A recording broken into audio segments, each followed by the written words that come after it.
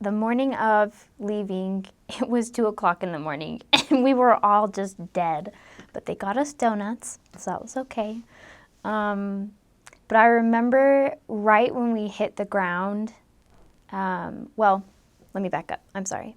Before that, we had made a goal to give a Book of Mormon to somebody, whether it was at a restaurant or it was somebody while we were waiting at the airport or wherever, because we were also at a hotel later that day. And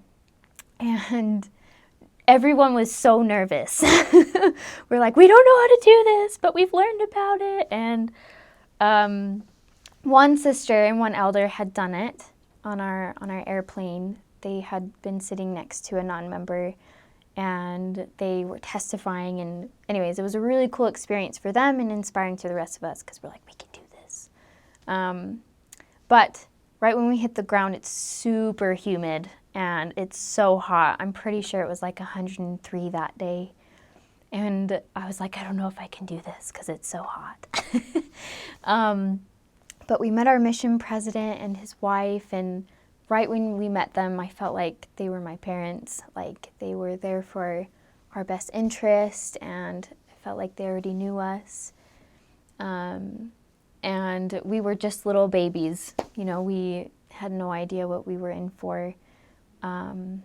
But at the same time, I did feel that this was going to be the greatest experience, and that it would be so challenging, but it would make me a better person. And we were all just so tired that day that they would give us trainings, and they were telling us protocol and the rules of the mission. And we were, like, half of everybody was falling asleep. But I don't know, it was just a really cool experience. I think the best part of the first day, though, was, or it was maybe the second day, was interviewing with our mission president and having him ask us really inspired questions of, like, what are your expectations and how are you going to be my best missionary?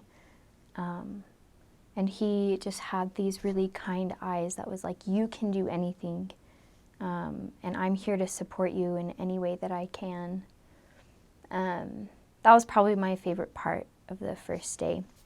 Then meeting my trainer, come to find out she's like the tallest girl in the mission, and I'm the shortest. I was so tiny. But something that our mission does for knowing who our trainer is and everything, they have a tradition where they have a big gathering I don't know if every mission does this, but they have a big gathering in the cultural hall.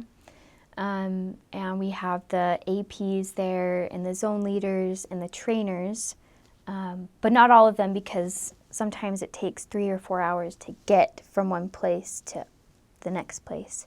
So my trainer couldn't come because it was so far away. But they read off who they're going to be serving with and where, and then they do a huddle, and they call it a Hurrah for Israel. And that was really cool. That got me really excited too.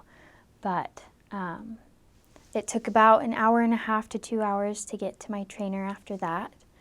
And it was pouring rain.